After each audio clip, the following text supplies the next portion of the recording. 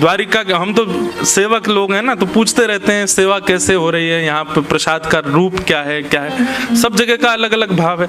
तो द्वारिका में तो ऐसा सुनने में आया, वहाँ की रसोई में हम मैया से पूछ रहे, मैंने मैया ठाकुर जी को भोग में कैसी वस्तु पधराते हैं? उन्होंने इतना सुंदर एक शब्द में उत्तर दिया, बोले जिस व्यंजन को पाने के बाद जब आपको उसकी बब सामे, उसकी डकार आवे, उसमें सुगंधी ना हो, उसमें कोई स्वाद ना हो, ऐसी वस्तु ठाकुर जी को भोग में पधराई जाती है।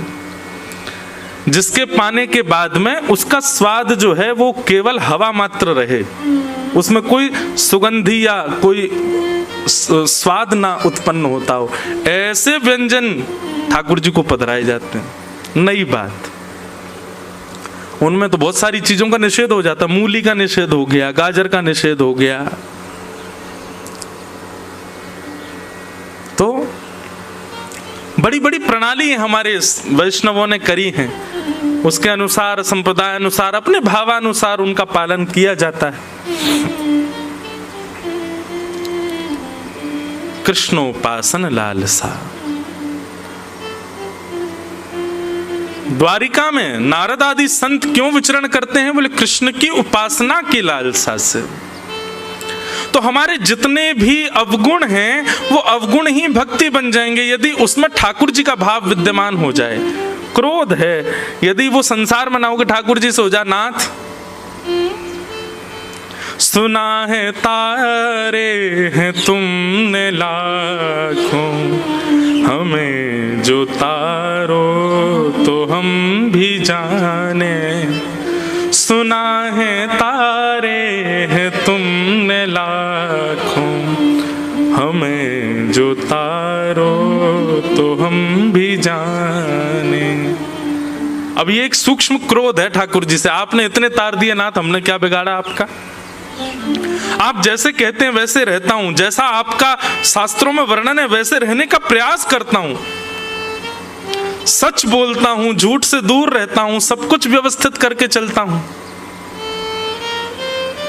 अच्छा बंधुओं, एक प्रश्न आता है मन में, बहुत ध्यान से सुनना।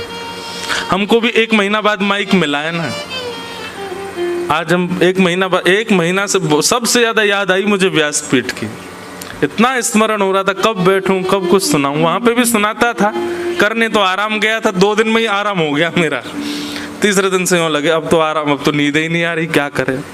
तो हमने छोटे छोटे मीट एंड ग्रीट रखे। कथा तो अकेले थोड़ी, पूरी टीम यहीं थी, हम अकेले कैसे कथा करें। तो लोग बागों को बोल देते थे हाँ भाई यहाँ रुके, आ जाओ। इतनी भीड़ आती, उनके बीच में बैठ के थोड़ी बहुत देर सत्संग करते।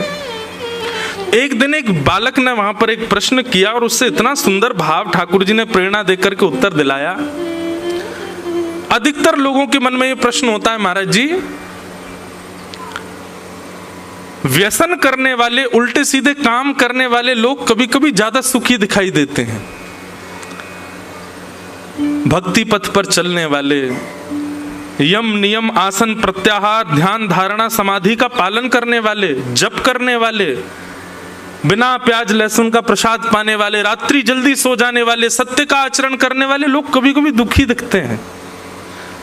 भगवत आराधन करने वाले लोगों के जीवन में कभी कभी संकट ज्यादा दिखाई देते हैं, कष्ट ज्यादा दिखाई देते हैं, और व्यसनी पामर जीव कभी कभी बड़े प्रसन्न दिखते हैं। ऐसा क्यों? इसका भगवत कृपा से एक उत्तर मन में आया, बहुत ध्यान से सुनना।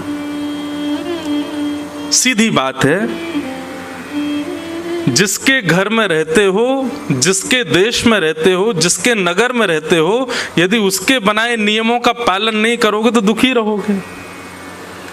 हम लोग कलयुग में रहते हैं और पालन करते हैं सतयुग का। रहते कहां पर हैं? कलयुग में। और पालन क्या कर रहे हैं? सतयुग का। सुबह जल्दी उठेंगे, बताओ 5 बजे से कथा, आज सॉरी 5:30 बज गए हैं, कल 5 बजे बैठ जाऊंगा मैं। कल आप और जल्दी 4:45 तक आ जाना।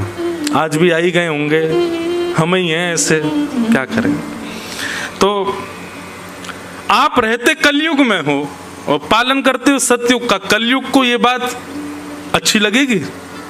नहीं लग सकती। तो कलयुग क्या करता? अब वो आप पर कुछ प्रहार तो कर नहीं सकता, तो वो क्या करता है, कलयुग का पालन करने वाले लोगों को सुंदर बना करके, सुखी बना करके आपको दिखाता है। कलयुग देख, मांस खाने वाला, मदिरा पीने वाला, उल्टे सीधे काम करने, देख कितना सुखी घूम रहा है, और तू देख राम राम जपता है फिर भी कितना दुखी है। आपके मन में संशय प्रकट होता है, और ये संशय कौन प्रकट करवाता है? कलयुग ही करवाता है, क्योंकि वो आपको छेड़ नहीं सकता, आपसे कुछ कह नहीं सकता।